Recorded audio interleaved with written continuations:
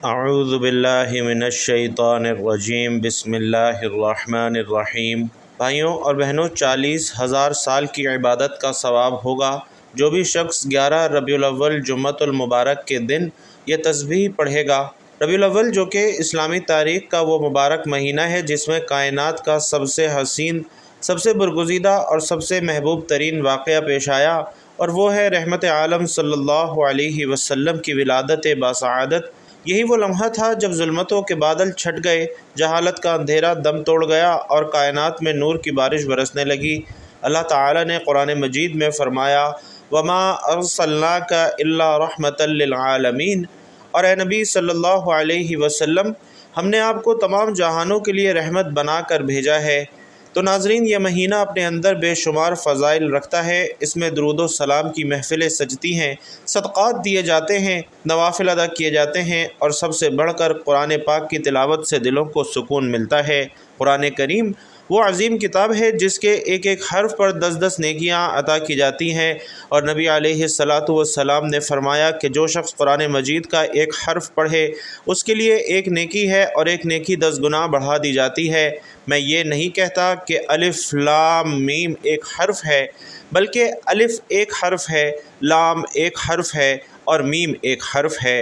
تو ناظرین، ذرا سوچئے کہ اگر ایک حرف کی یہ فضیلت ہے تو اسے ایک پوری سورت کی تلاوت کا کیا مبارک مقام ہوگا، خصوصاً جب وہ ربیع الاول کے مبارک مہینے میں پڑھی جائے اور اس پر 40,000 سال کی عبادت کا ثواب لکھ دیا جائے۔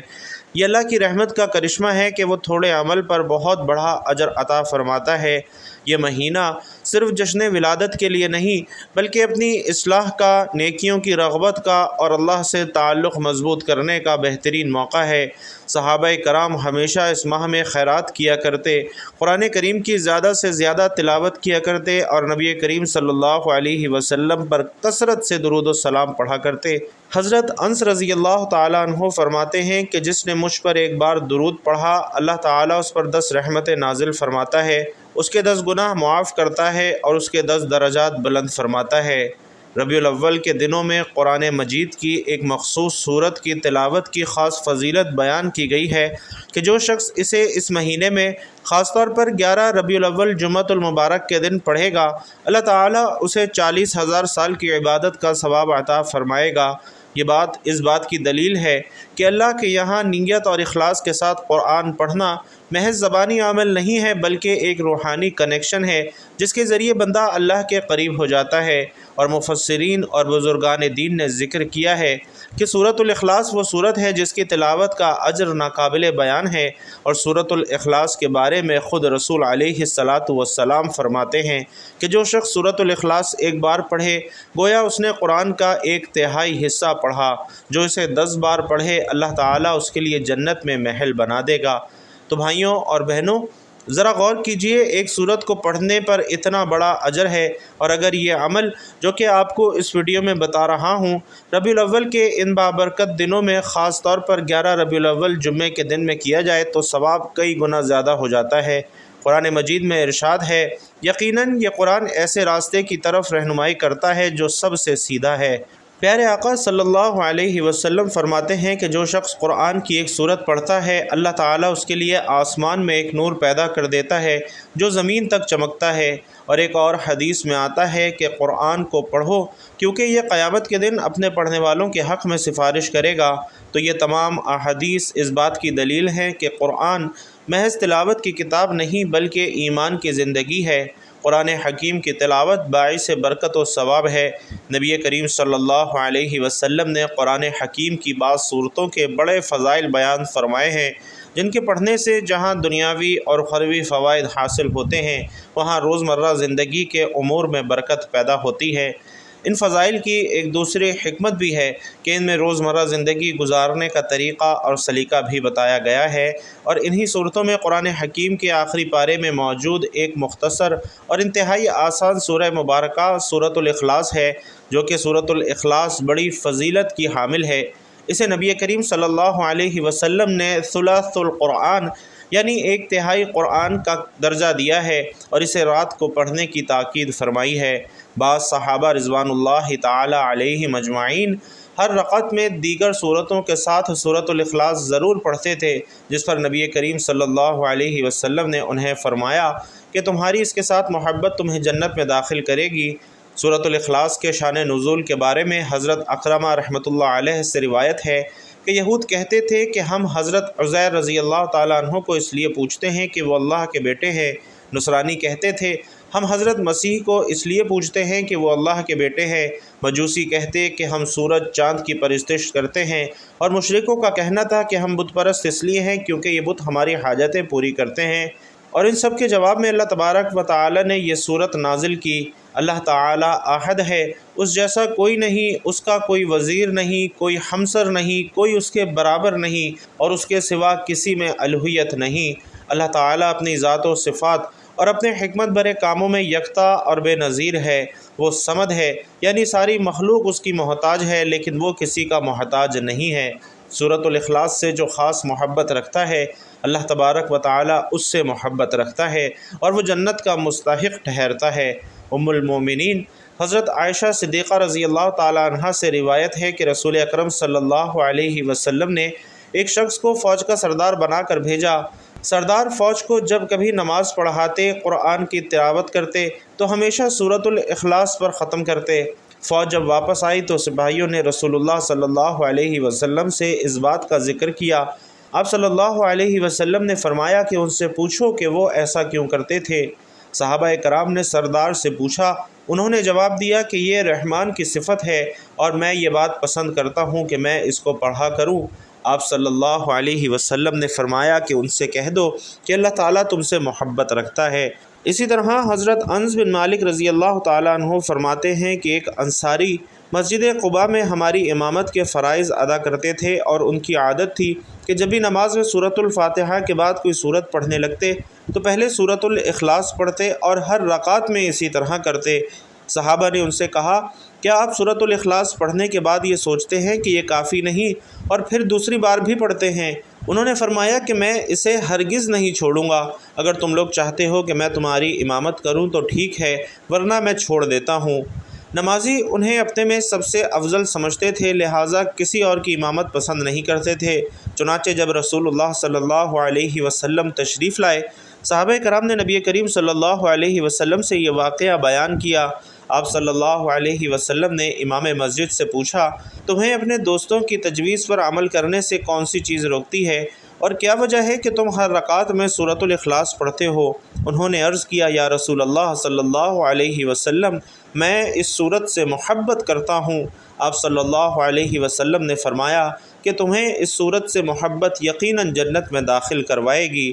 ناظرین، روایات میں اس سورہ مبارکہ کو 1/3 قرآن کہا گیا ہے، یعنی جو شخص 3 بار سورۃ الاخلاص کی تلاوت کرے گا اسے پورے قرآن کا ثواب ملے گا۔ سیدنا ابو درداء رضی اللہ تعالیٰ عنہ نبی کریم صلی اللہ علیہ وسلم سے روایت کرتے ہیں کہ آپ صلی اللہ علیہ وسلم نے فرمایا، کیا تم میں سے کوئی اس بات سے عاجز ہے کہ ہر رات 1/3 قرآن پڑھ لے؟ صحابہ نے عرض کیا کہ کوئی 1/3 قرآن کیسے پڑھ سکتا ہے؟ آپ صلی اللہ علیہ وسلم نے فرمایا، قل هو اللہ احد 1/3 قرآن کے برابر ہے۔ اور ایک روایت میں ہے کہ حضرت انس رضی اللہ تعالیٰ عنہ سے منقول ہے، ہم رسول کریم صلی اللہ علیہ وسلم کے ہمراہ تھے کہ اچانک حضرت جبرائیل علیہ السلام تشریف لائے۔ ان سے پوچھا کہ سورج کے لیے ایسا کیا سبب پیش آیا کہ میں اس کو ایسی روشنی و نور کے ساتھ دیکھ رہا ہوں کہ پہلے کبھی اس طرح طلوع ہوتے نہیں دیکھا؟ انہوں نے کہا کہ اس کا سبب یہ ہے کہ آج مدینہ میں معاویہ ابن معاویہ لیثی کا انتقال ہو گیا ہے، چنانچہ اللہ تعالیٰ نے ان کی طرف 70,000 فرشتے بھیجے ہیں تاکہ وہ ان کی نماز جنازہ پڑھیں۔ آپ صلی اللہ علیہ وسلم نے پوچھا، اے جبرائیل، اس فضیلت اور کرامت کا سبب کیا ہے؟ حضرت جبرائیل علیہ السلام نے کہا، اس کی وجہ یہ ہے کہ وہ قل هو اللہ احد بہت زیادہ پڑھتے تھے، کھڑے بیٹھے، چلتے پھرتے اور دن رات کے دوسرے اوقات میں۔ پھر جبرائیل علیہ السلام نے عرض کی کہ کیا میں آپ صلی اللہ علیہ وسلم کے لیے زمین سمیٹ لوں تاکہ آپ صلی اللہ علیہ وسلم ان کی نماز جنازہ پڑھا سکیں؟ آپ نے ہاں کہا، چنانچہ آپ صلی اللہ علیہ وسلم نے ان کی نماز جنازہ پڑھائی۔ اسی طرح حضرت عثمان غنی رضی اللہ تعالیٰ عنہ دن رات قرآن کی تلاوت میں مصروف رہتے تھے، اور روایت میں یہ بھی ہے کہ آپ رضی اللہ تعالیٰ عنہ ایک رات میں قرآن مکمل ختم کر لیا کرتے تھے۔ یہ محبت اس بات کی علامت ہے کہ قرآن کی تلاوت سے دل کو سکون اور روح کو غذا ملتی ہے۔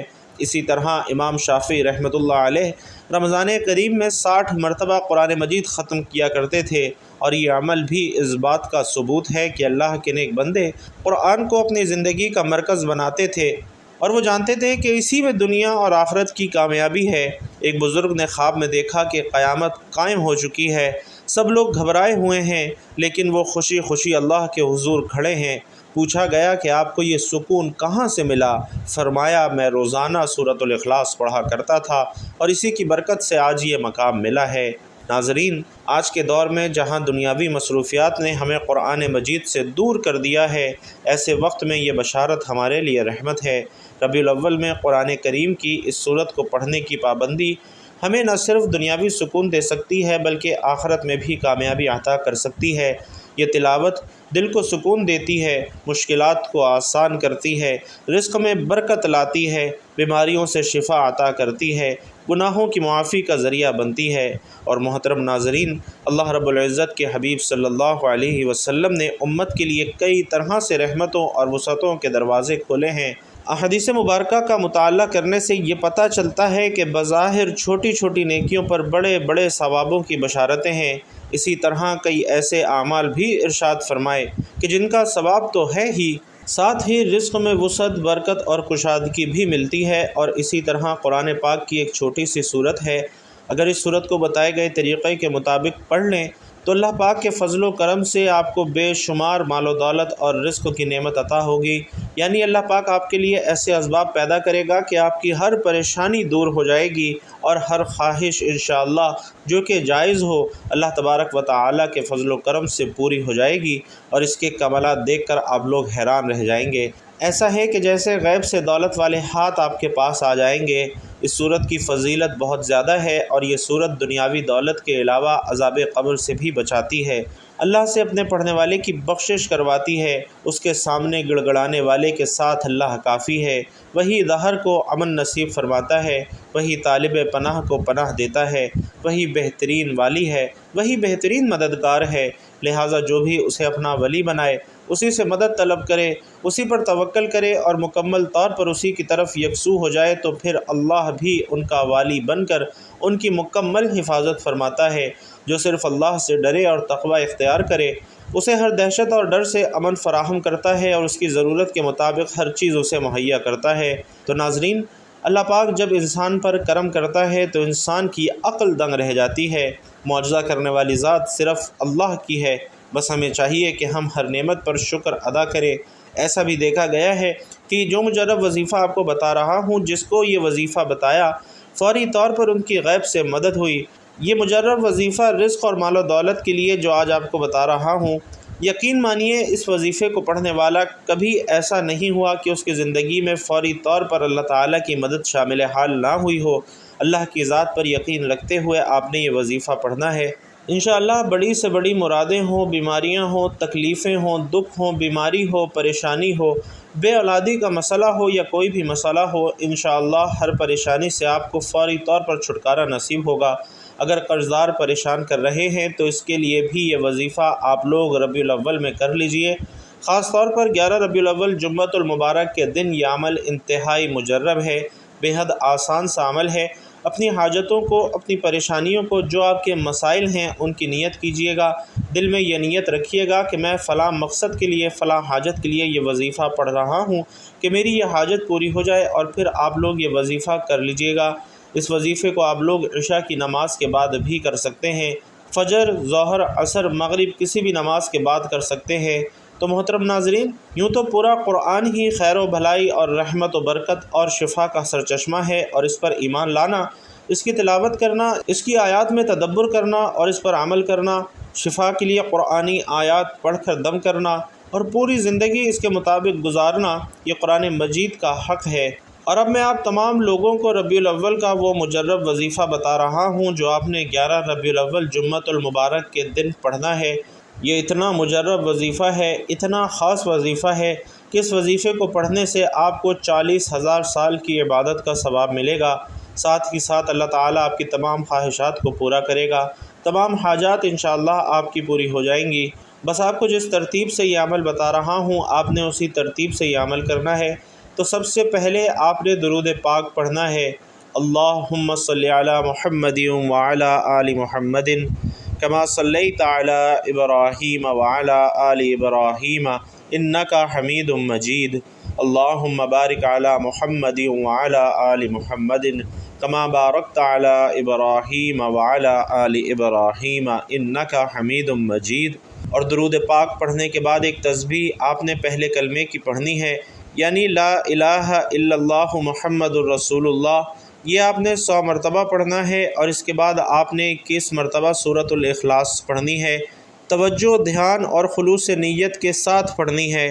بسم اللہ الرحمن الرحیم، قل هو اللہ احد اللہ الصمد لم یلد ولم یولد ولم یکن لہ کفوا احد۔ اور 21 مرتبہ سورۃ الاخلاص پڑھنے کے بعد آپ نے 7 مرتبہ سورۃ الفاتحہ پڑھنی ہے۔ بسم اللہ الرحمن الرحیم، الحمد للہ رب العالمین الرحمن الرحیم مالک یوم الدین، ایاک نعبد و ایاک نستعین، اہدنا الصراط المستقیم صراط الذین انعمت علیہم غیر المغضوب علیہم ولا الضالین آمین۔ ناظرین محترم، یہ وہ عمل ہے کہ جس کو کرنے سے نہ صرف آپ کو 40,000 سال کی عبادت کا ثواب ملے گا بلکہ آپ کے دل کی مرادیں بھی پوری ہوں گی۔ آپ جو مانگیں گے انشاءاللہ رب کریم آپ کو ضرور عطا فرمائے گا۔ آپ کے گھر میں انشاءاللہ پورا سال خیر اور برکتیں رہیں گی۔ پورا سال آپ کا گھر اللہ پاک کی رحمتوں، برکتوں اور نعمتوں سے گزرے گا۔ انشاءاللہ آپ اس عمل کو لازمی کیجئے۔ ناظرین، یہ وظیفہ آپ نے اللہ تعالیٰ کی ذات پر مکمل توکل رکھتے ہوئے پڑھنا ہے۔ جو ہی آپ توکل کی سیڑھی پر پہلا قدم رکھتے ہیں، رضا اور تسلیم کی منزل کی جانب سفر کا آغاز کرتے ہیں، تو آپ کا دوسرا پاؤں اصلاح اور آزمائش کی سیڑھی پر ہوتا ہے۔ جب اللہ تعالیٰ نے کوئی بڑا انعام دینا ہو تو وہ ہمیں صبر کی کسوٹی پر پرکھتا ہے، آزماتا ہے، اور کامیاب ہونے پر انعام اور اکرام سے نوازتا ہے۔ پرکھنا اس کا وصف ہے اور کامیابی اس کی عطا ہے، اور پھر وہ ہمیں مانگنے کے آداب سے بھی متعارف کرواتا ہے، اپنے فضل کی بارش سے ہماری روح میں جل تھل کر دیتا ہے۔ بس شرط یہ ہے کہ آپ نے یقین کامل رکھنا ہے۔ اللہ یقین کا نام ہے۔ جو ہی ہم اپنے یقین کو اس مقام پر لے آتے ہیں کہ جہاں ہمیں اس بات کی آگاہی ہو جاتی ہے کہ جو ہو رہا ہے ہمارے اچھے کے لیے ہو رہا ہے، اور اللہ کی مصلحت پر تسلیم برضا ہو جاتے ہیں، تو یقین مانیے کہ ہماری زندگیوں سے ڈر اس طرح ختم ہو جاتا ہے۔ اللہ کے حکم اور ہماری تسلیم کے درمیان جو فاصلہ ہے، ناظرین، اسی کا نام اضطراب اور بے چینی ہے، جو ہم دیکھ چکے ہیں، یا پھر جو کچھ ہم آگے بھیج رہے ہوتے ہیں وہ کسی نہ کسی صورت میں ہمیں واپس کر دیا جاتا ہے۔ صبر کا دامن تھامے رکھنے سے سفر میں اٹھائی جانے والی تکالیف راستے کا چراغ بند کر زندگی میں اجالا بکھیرتی ہیں۔ تو ناظرین محترم، آپ کی جو بھی خواہش ہے، جو بھی حاجت ہے، ربیع الاول میں آپ یہ وظیفہ لازمی پڑھیں۔ یہ ایسی صورت ہے جو روزانہ یہ صورت پڑھتا ہے اللہ پاک اس کی جائز حاجات کو پورا فرما دیتا ہے، اس کی دعاؤں کو رنگ دیتا ہے، اس کی زندگی سے پریشانیوں کو دور کر دیتا ہے۔ اس صورت کی برکت سے اس کے گھر میں رزق میں خوب فراوانی ہوتی ہے۔ دنیا میں بھی اسے پڑھنے کے بے شمار فائدے ملتے ہیں، اور مرنے کے بعد بھی یہ صورت اسے عذاب قبر سے نجات دیتی ہے، فرشتوں کے سامنے کھڑی ہو جاتی ہے، اس بندے کے لیے لڑتی ہے، جھگڑتی ہے، پھر اللہ کے حضور پیش ہو کر اس کی بخشش کروا دیتی ہے۔ تو بھائیوں اور بہنوں، یہ صورت تو بندوں کی دوست ہے۔ جو اسے پڑھے گا، اس سے دوستی کرے گا، یہ دنیا اور آخرت میں پورا اس بندے کا ساتھ دے گی۔ تو اس صورت کو آپ نے لازمی پڑھنا ہے، اور اس عمل کو آپ نے ربیع الاول میں لازمی کرنا ہے۔ انشاءاللہ دونوں جہانوں میں اللہ پاک آپ کے لیے آسانیاں فرمائیں گے، آپ کو خوشیوں سے نوازیں گے، آپ کے رزق میں، مال میں، اولاد میں، اور آپ کے گھر میں انشاءاللہ خیر اور برکتیں نازل ہوں گی۔ اللہ تبارک و تعالی سے دعا ہے کہ ہم سب کو نیکی کی بات سننے، سمجھنے اور اس پر عمل کرنے کی طاقت اور توفیق و مرحمت فرمائے۔ میرا سنانا اور آپ کا سننا اپنی بارگاہ میں قبول و منظور فرمائے۔ آمین یا رب العالمین۔ ناظرین، آخر میں ایک چھوٹا اور پیارا سا درود صلی اللہ علیہ وآلہ وسلم پیارے آقا کے لیے تحفتاً کمنٹ باکس میں ضرور لکھتے جائیے گا۔ اللہ تبارک و تعالی آپ سب کا حامی و ناصر ہو، آمین یا رب العالمین۔